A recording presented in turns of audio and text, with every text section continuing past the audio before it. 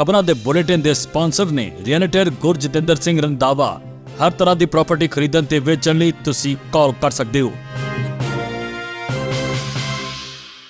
ਸਤਿ ਸ਼੍ਰੀ ਅਕਾਲ ਜੀ, ਤੁਸੀਂ ਦੇਖ ਰਹੇ ਹੋ ਪੰਜਾਬ ਮਿਲ USA ਟੀਵੀ ਤੇ ਮੈਂ ਸੁਰਭੀ। ਖਬਰਾਂ ਦੇ ਇਸ ਬੁਲੇਟਿਨ 'ਚ ਬਹੁਤ-ਬਹੁਤ ਸਵਾਗਤ। ਪੇਸ਼ ਹਨ ਦੇਸ਼ ਤੇ ਵਿਦੇਸ਼ ਨਾਲ ਜੁੜੀਆਂ ਹੋਈਆਂ ਕੁਝ ਖਾਸ ਤੇ ਚੋਣਵੀਆਂ ਖਬਰਾਂ।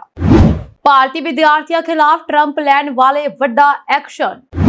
ਅਮਰੀਕਾ ਦੀਆਂ ਯੂਨੀਵਰਸਿਟੀਆਂ ਤੇ ਛਾਪੇ ਹੋਏ ਤੇਜ਼। ਭਾਰਤ 'ਚ ਅਮਰੀਕੀ ਦੂਤਾਵਾਸ ਦੀ ਵੱਡੀ ਕਾਰਵਾਈ। 2000 ਵੀਜ਼ਾ ਅਪਾਇੰਟਮੈਂਟ ਕੀਤੀਆਂ ਰੱਦ। ਅਮਰੀਕਾ ਨਾਲ ਪੁਰਾਣੇ ਸਬੰਧ ਹੋਏ ਖਤਮ। ਆਖਿਰ ਕੈਨੇਡਾ ਦੇ PM ਮਾਰਕ ਕਾਰਨੀ ਨੇ ਦਿੱਤਾ ਬਿਆਨ। ਟਰੰਪ ਨੇ EU ਤੇ ਕੈਨੇਡਾ ਨੂੰ ਦਿੱਤੀ ਧਮਕੀ। ਕਿਹਾ ਮਿਲ ਕੇ ਪਹੁੰਚਾਇਆ ਅਮਰੀਕਾ ਨੂੰ ਨੁਕਸਾਨ ਤਾਂ ਲਗਾਵਾਂਗੇ ਵਾਧੂ ਟੈਰਿਫ। ਅਮਰੀਕਾ 'ਚ ਭਾਰੀ ਤਬਾਹੀ। ਇਸ ਦਵਾਈ ਦੀ ਓਵਰਡੋਜ਼ ਨਾਲ ਲੋਕ ਬਣ ਰਹੇ ਜ਼ੋਂਬੀ। ਹੁਣ ਇਹਨਾਂ ਖਬਰਾਂ ਦਾ ਵਿਸਤਾਰ। ਇਸ ਦੇ ਨਾਲ ਹੀ ਦੇਸ਼ ਤੇ ਵਿਦੇਸ਼ ਨਾਲ ਜੁੜੀਆਂ ਹੋਈਆਂ तमाम ਖਬਰਾਂ।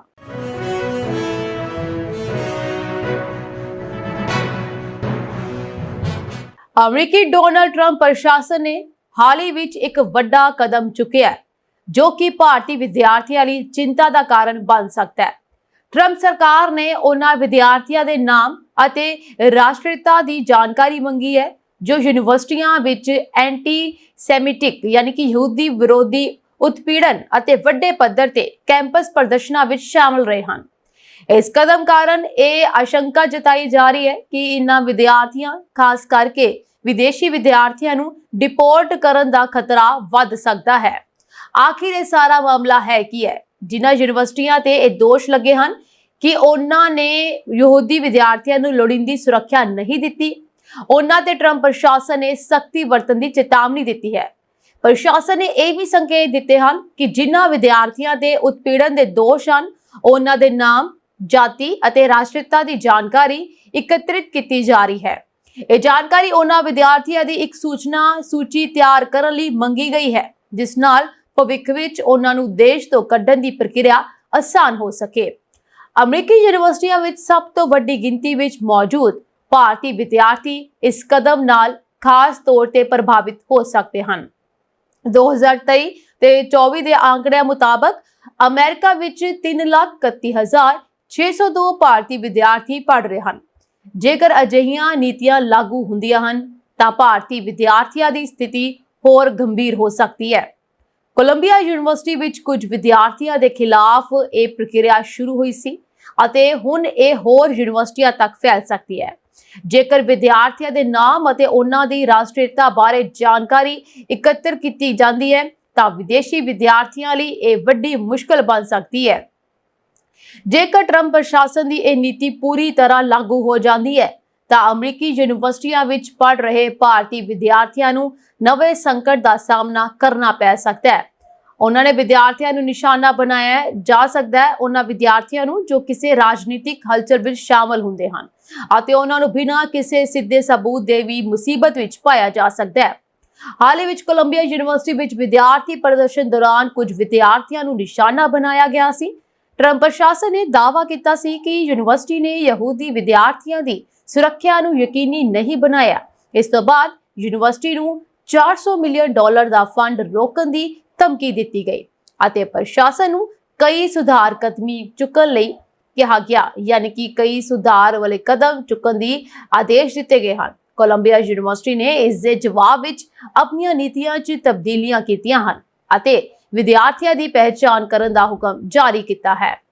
ਸੋ ਟਰੰਪ ਪ੍ਰਸ਼ਾਸਨ ਦਾ ਇਹ ਕਦਮ ਅਮਰੀਕੀ ਕਾਲਜਾਂ 'ਚ ਪੜ੍ਹ ਰਹੇ ਭਾਰਤੀ ਵਿਦਿਆਰਥੀਆਂ ਲਈ ਵੀ ਚਿੰਤਾ ਦਾ ਵਿਸ਼ਾ ਬਣ ਸਕਦਾ ਹੈ। ਇਸ ਲਈ ਵਿਦਿਆਰਥੀਆਂ ਨੂੰ ਇਹ ਡਰ ਹੋ ਸਕਦਾ ਹੈ ਕਿ ਜੇਕਰ ਉਹ ਕਿਸੇ ਹਲਚਲ ਵਿੱਚ ਹਿੱਸਾ ਲੈਂਦੇ ਹਨ ਤਾਂ ਉਹਨਾਂ ਦਾ ਨਾਮ ਅਤੇ ਰਾਸ਼ਟਰੀਅਤਾ ਉਹਨਾਂ ਨੂੰ ਭਵਿੱਖ ਵਿੱਚ ਮੁਸੀਬਤ 'ਚ ਪਾ ਸਕਦੀ ਹੈ। ਅਮਰੀਕਾ ਦੀਆਂ ਯੂਨੀਵਰਸਿਟੀਆਂ ਵਿੱਚ ਇਮੀਗ੍ਰੇਸ਼ਨ ਛਾਪਿਆਂ ਦਾ ਸਿਲਸਿਲਾ ਤੇਜ਼ ਹੋ ਚੁੱਕਿਆ ਹੈ ਅਤੇ ਜ਼ਿਆਦਾਤਰ ਮੁਸਲਮਾਨ ਵਿਦਿਆਰਥੀਆਂ ਨੂੰ ਨਿਸ਼ਾਨਾ ਬਣਾਇਆ ਜਾ ਰਿਹਾ ਹੈ, ਜਦਕਿ ਅਦਾਲਤੀ ਹੁਕਮਾਂ ਦੀਆਂ ਧੱਜੀਆਂ ਉਡਾਈਆਂ ਜਾ ਰਹੀਆਂ ਹਨ। ਆਈਜ਼ੇ ਨਕਾਬਪੋਸ਼ ਅਫਸਰਾਂ ਵੱਲੋਂ ਤੁਰਕੀ ਨਾਲ ਸੰਬੰਧਿਤ ਇੱਕ ਵਿਦਿਆਰਥਣ ਨੂੰ ਹੱਥਕੜੀਆਂ ਲਾਏ ਜਾਣ ਦੀ ਵੀਡੀਓ ਸਾਹਮਣੇ ਆਈ ਹੈ ਜਿਸ ਵਿੱਚ ਉਸ ਦੀ ਕੋਈ ਦਲੀਲ ਨਹੀਂ ਸੁਣੀ ਜਾਂਦੀ ਅਤੇ ਉਸ ਵੱਲੋਂ ਦਿਖਾਏ ਜਾ ਰਹੇ ਵੀਜ਼ੇ ਵੱਲ ਵੀ ਕੋਈ ਧਿਆਨ ਨਹੀਂ ਦਿੱਤਾ ਜਾਂਦਾ। ਵਿਦਿਆਰਥਣ ਦੀ ਸ਼ਨਾਖਤ 30 ਸਾਲਾਂ ਦੀ ਰੁਮੇਜ਼ਾ ਵਜੋਂ ਕੀਤੀ ਗਈ ਹੈ ਅਤੇ ਨਕਾਬਪੋਸ਼ਾਂ ਵੱਲੋਂ ਪੁਲਿਸ ਅਫਸਰ ਹੋਣ ਦਾ ਦਾਅਵਾ ਸੁਣਿਆ ਜਾ ਸਕਦਾ ਹੈ। ਰੁਮੇਜ਼ਾ ਮੈਸੇਚਿਉਸੇਟਸ ਦੀ ਟਫਟਸ ਯੂਨੀਵਰਸਿਟੀ ਪੀਐਚਡੀ ਕਰ ਰਹੀ ਹੈ ਅਤੇ ਉਸ ਦੀ ਵਕੀਲ ਮਾਹਸਾ ਨੇ ਦੱਸਿਆ ਕਿ ਉਸ ਦੀ ਮੁਵੱਕਲ ਇਫਤਾਰ ਦੌਰਾਨ ਆਪਣੀਆਂ ਸਹੇਲੀਆਂ ਨੂੰ ਮਿਲਣ ਪੁੱਜੀ ਸੀ ਜਦੋਂ ਇਮੀਗ੍ਰੇਸ਼ਨ ਵਾਲਿਆਂ ਨੇ ਘੇਰਾ ਪਾ ਲਿਆ। ਫਿਲਹਾਲ ਰੁਮੇਜ਼ਾ ਦਾ ਕੋਈ ਅਤਾ ਪਤਾ ਨਹੀਂ ਹੈ। ਮਾਹਸਾ ਨੇ ਦੋਸ਼ ਲਾਇਆ ਕਿ ਲੋਕਾਂ ਨੂੰ ਧਮਕਾਇਆ ਜਾ ਰਿਹਾ ਹੈ ਅਤੇ ਲੋਕ ਅਗਵਾ ਕਰਕੇ ਲਿਜਾਏ ਜਾ ਰਹੇ ਹਨ। ਟਫਟਸ ਯੂਨੀਵਰਸਿਟੀ ਦੇ ਪ੍ਰੈਜ਼ੀਡੈਂਟ ਸੁਨੀਲ ਕੁਮਾਰ ਨੇ ਇੱਕ ਬਿਆਨ ਜਾਰੀ ਕਰਦਿਆਂ ਕਿਹਾ ਕਿ ਸੰਬੰਧਿਤ ਵਿਦਿਆਰਥੀਆਂ ਦਾ ਸਟੱਡੀ ਵੀਜ਼ਾ ਰੱਦ ਕੀਤਾ ਜਾ ਚੁੱਕਿਆ ਹੈ। ਡੈਮੋਕ੍ਰੈਟਿਕ ਪਾਰਟੀ ਦੀ ਸੰਸਦ ਮੈਂਬਰ ਅਯਾਨਾ ਨੇ ਰੁਮੇਜ਼ਾ ਦੀ ਗ੍ਰਿਫਤਾਰੀ ਨੂੰ ਹੌਲਨਾਕ ਕਰਾਰ ਦਿੰਦਿਆਂ ਕਿਹਾ ਕਿ ਉਸ ਦੇ ਸੰਵਿਧਾਨਕ ਹੱਕਾਂ ਦੀਆਂ ਸ਼ਰੇਆਮ ਧੱਜੀਆਂ ਉਡਾ ਦਿੱਤੀਆਂ ਗਈਆਂ। ਮੈਸੇਚਿਉਸੇਟਸ ਦੀ ਅਟਾਰਨੀ ਜਨਰਲ ਨੇ ਇਸ ਬਾਰੇ ਕਿਹਾ ਅਤੇ ਵੀਡੀਓ ਨੂੰ ਦਿਲ ਕੰਬਾਊ ਕਰਾਰ ਦਿੱਤਾ।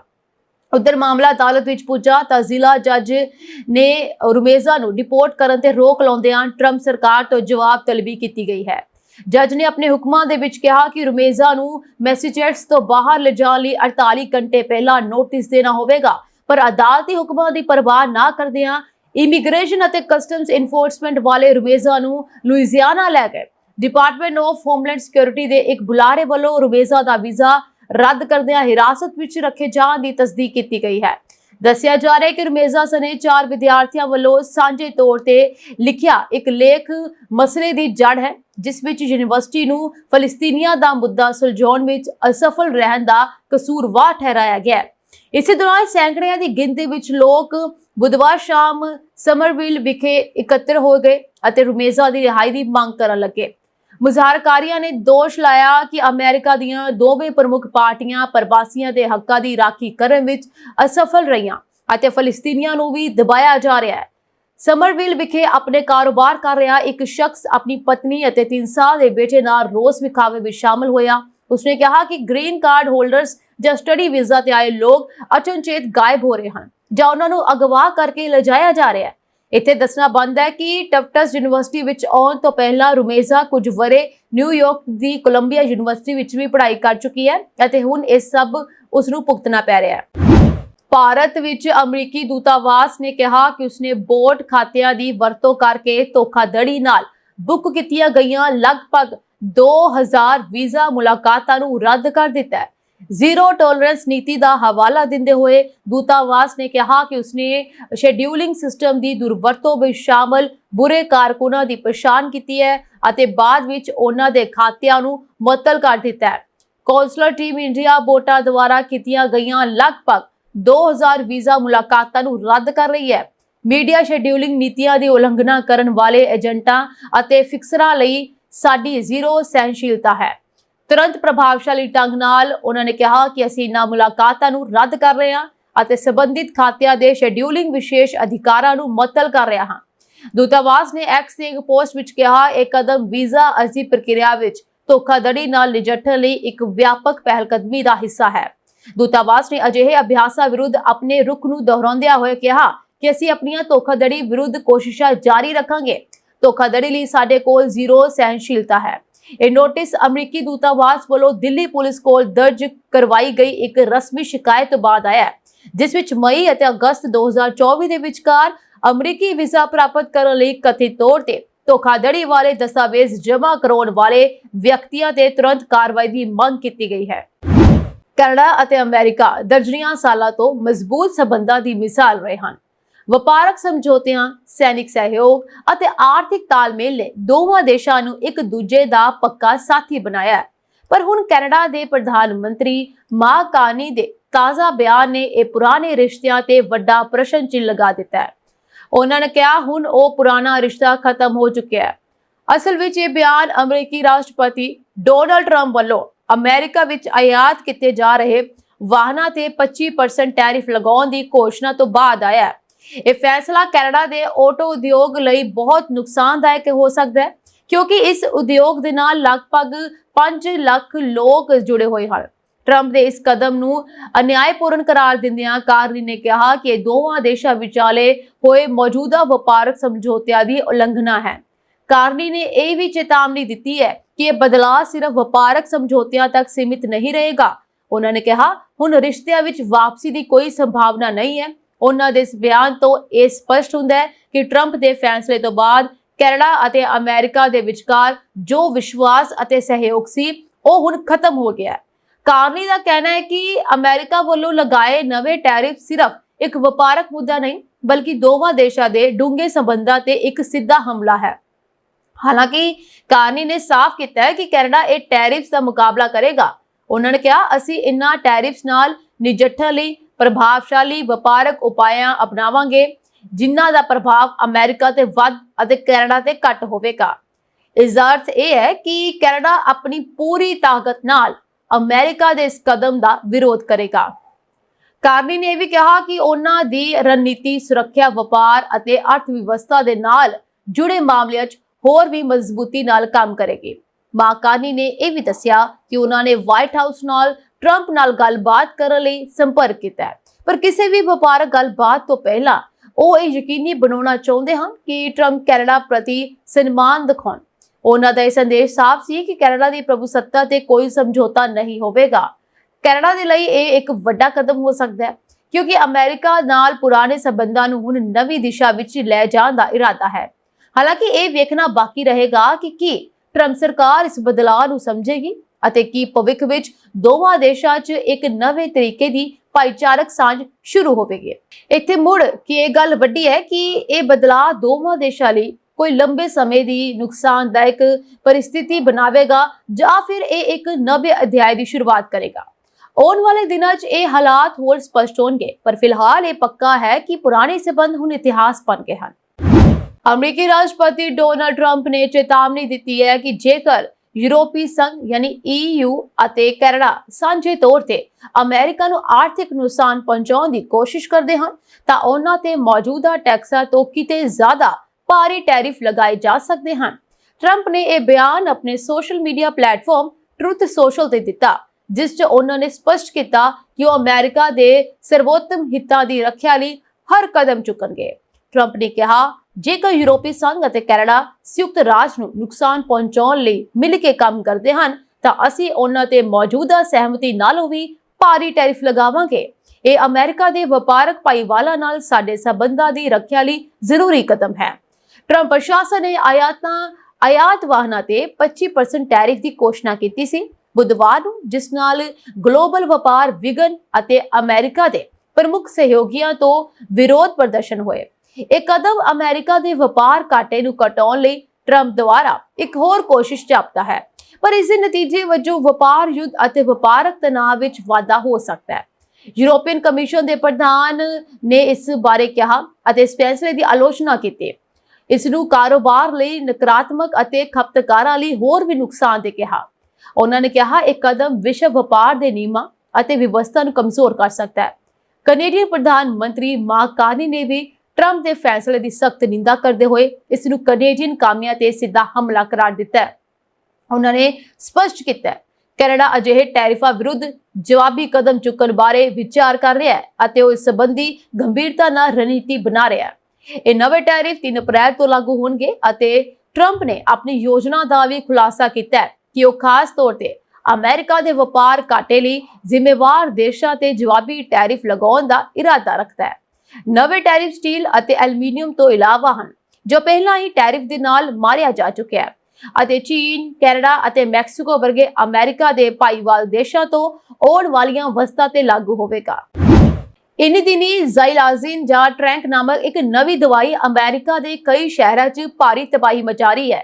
ਇਹ ਦਵਾਈ ਪਹਿਲਾਂ ਵੈਟਰਨਰੀ ਵਰਤੋਂ ਲਈ ਮਨਜ਼ੂਰ ਕੀਤੀ ਗਈ ਸੀ, ਪਰ ਹੁਣ ਇਸ ਨੂੰ ਗੈਰ ਕਾਨੂੰਨੀ ਦਵਾਈਆਂ ਦੇ ਨਾਲ ਵਰਤਿਆ ਜਾ ਰਿਹਾ ਹੈ।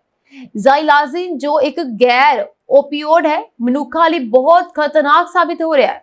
ਰਿਪੋਰਟਾਂ ਦੇ ਅਨੁਸਾਰ ਇਸ ਨਸ਼ੀਲੇ ਪਦਾਰਥ ਨੂੰ ਹੈਰੋਇਨ 'ਚ ਮਿਲਾਇਆ ਜਾ ਰਿਹਾ ਹੈ ਅਤੇ ਲੋਕਾਂ 'ਚ ਖਤਰਨਾਕ ਲੱਛਣ ਪੈਦਾ ਕਰ ਰਿਹਾ ਹੈ, ਜਿਵੇਂ ਕਿ ਚਮੜੀ ਸੜਨ ਅਤੇ ਘਾਤਕ ਓਵਰਡੋਜ਼।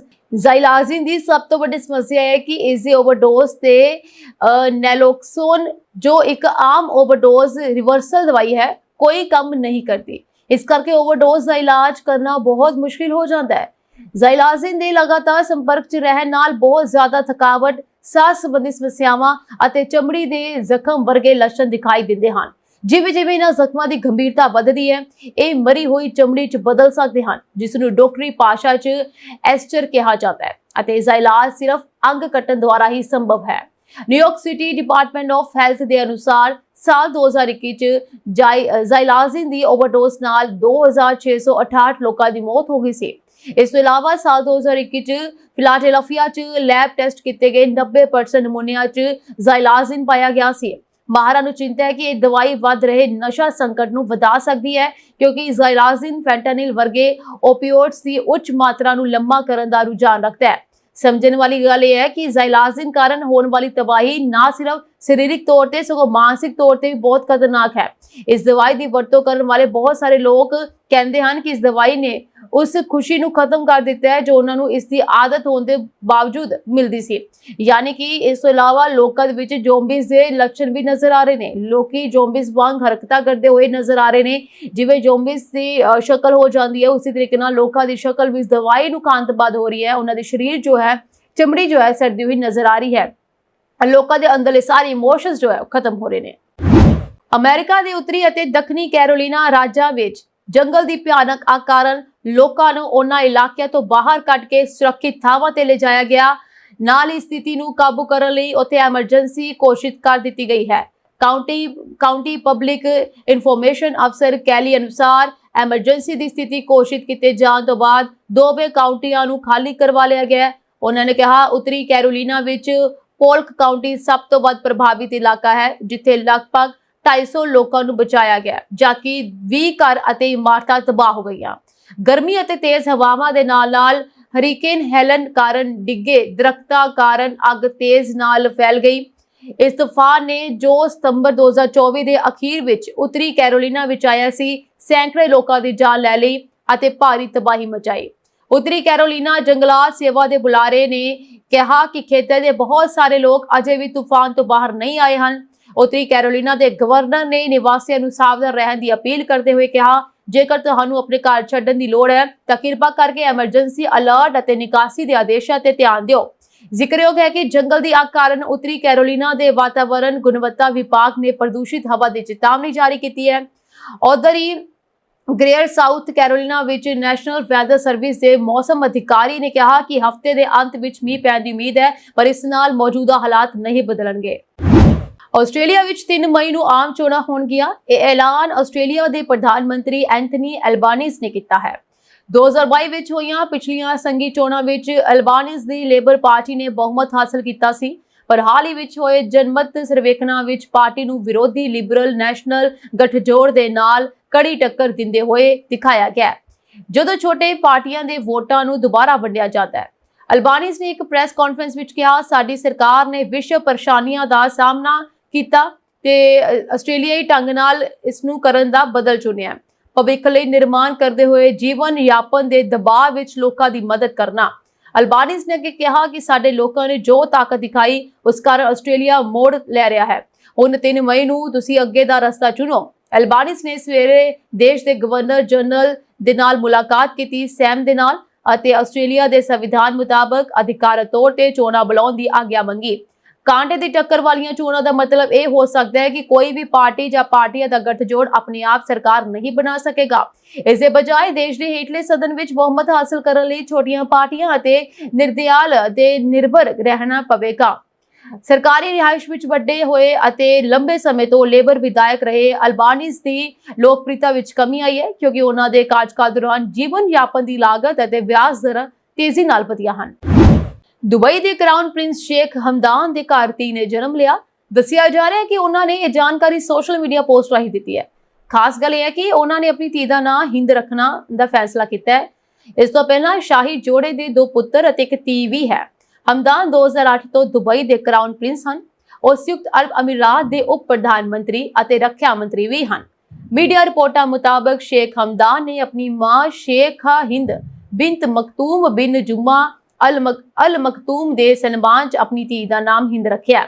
ਸ਼ੇਖ ਹਮਦਾਨ ਦੁਬਈ ਦੇ ਸ਼ਾਸਕ ਸ਼ੇਖ ਮੁਹੰਮਦ ਬਿਨ ਰਾਸ਼ਿਦ ਅਲ ਮਖਤੂਮ ਅਤੇ ਸ਼ੇਖ ਹਿੰਦ ਬਿੰਤ ਮਖਤੂਮ ਬਿਨ ਜੁਮਾ ਅਲ ਮਖਤੂਮ ਦਾ ਦੂਜਾ ਪੁੱਤਰ ਹੈ। ਸ਼ੇਖ ਹਮਦਾਨ ਵੀ ਸੋਸ਼ਲ ਮੀਡੀਆ ਤੇ ਕਾਫੀ ਐਕਟਿਵ ਰਹਿੰਦੇ ਹਨ। ਇੰਸਟਾਗ੍ਰਾਮ ਤੇ ਉਸਦੇ ਫਾਲੋਅਰਸ ਦੀ ਗਿਣਤੀ 17 ਮਿਲੀਅਨ ਦੇ ਕਰੀਬ ਹੈ ਅਤੇ ਉਹਨਾਂ ਨੇ ਹੈਂਡਲ ਤੇ ਪੋਸਟਾਂ ਰਾਹੀਂ ਆਪਣੀ ਜ਼ਿੰਦਗੀ ਦੀਆਂ ਝਲਕੀਆਂ ਸਾਂਝੀ ਕੀਤੀਆਂ ਹਨ। ਇਸ ਤੋਂ ਪਹਿਲਾਂ UAE ਦੀ ਇੱਕ ਸਿਟੀ ਦਾ ਨਾਮ ਵੀ ਹਿੰਦ ਸਿਟੀ ਰੱਖਿਆ ਗਿਆ ਸੀ। ਅਜਿਹੇ ਵਿੱਚ ਭਾਰਤ ਦੇ ਕੁਝ ਲੋਕਾਂ ਦਾ ਮੰਨਣਾ ਹੈ ਕਿ ਹਿੰਦ ਨਾਮ ਹਿੰਦੁਸਤਾਨ ਨਾਲ ਜੁੜਿਆ ਹੋਇਆ ਹੈ। ਤੁਹਾਡੀ ਜਾਣਕਾਰੀ ਲਈ ਦੱਸ ਦਈਏ ਕਿ ਹਿੰਦ ਸ਼ਬਦ ਦਾ ਮਤਲਬ ਸ਼ਕਤੀ ਅਤੇ ਵਿਰਾਸਤ ਹੈ। ਪੁਰਾਣੇ ਸਮੇਂ ਵਿੱਚ ਇਸ ਨਾਮ ਨੂੰ ਖੁਸ਼ਹਾਲੀ ਅਤੇ ਧਨ ਦਾ ਪ੍ਰਤੀਕ ਵੀ ਮੰਨਿਆ ਜਾਂਦਾ ਸੀ।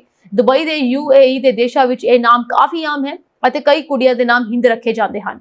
ਅਰਬ ਦੇਸ਼ਾਂ ਵਿੱਚ ਧੀਆਂ ਦਾ ਨਾਮ ਹਿੰਦ ਰੱਖਣ ਦੀ ਪੁਰਾਣੀ ਪਰੰਪਰਾ ਹੈ। ਸਦੀਆਂ ਤੋਂ ਇਸਲਾਮ ਵਿੱਚ ਇਸ ਨਾਮ ਦੀ ਵਰਤੋਂ ਕੀਤੀ ਜਾਂਦੀ ਹੈ। ਰਮਜ਼ਾਨ ਦੇ ਪਵਿੱਤਰ ਮਹੀਨੇ ਦੌਰਾਨ ਅਮਰੀਕੀ ਰਾਸ਼ਟਰਪਤੀ ਡੋਨਾਲਡ ਟਰੰਪ ਨੇ ਵਾਈਟ ਹਾਊਸ ਵਿੱਚ ਪਹਿਲੀ ਇਫਤਾਰ ਪਾਰਟੀ ਦੀ ਮੇਜ਼ਬਾਨੀ ਕੀਤੀ। ਹਾਲਾਂਕਿ ਟਰੰਪ ਦੀ ਇਫਤਾਰ ਪਾਰਟੀ ਵਿਵਾਦਾਂ ਵਿੱਚ ਘਿਰੀ ਰਹੀ। ਅਮਰੀਕੀ ਮੁਸਲਿਮ ਸੰਸਦ ਮੈਂਬਰ ਇਸ ਇਫਤਾਰ ਪਾਰਟੀ ਤੋਂ ਨਾਰਾਜ਼ ਹਨ। ਦਰਅਸਲ ਅਮਰੀਕੀ ਮੁਸਲਿਮ ਕਾਨੂੰਨ ਸਾਜ਼ਾ ਤੇ ਭਾਈਚਾਰਕ ਆਗੂਆਂ ਨੂੰ ਇਫਤਾਰ ਪਾਰਟੀ ਵਿੱਚ ਸੱਦਾ ਨਹੀਂ ਦਿੱਤਾ ਗਿਆ ਸੀ।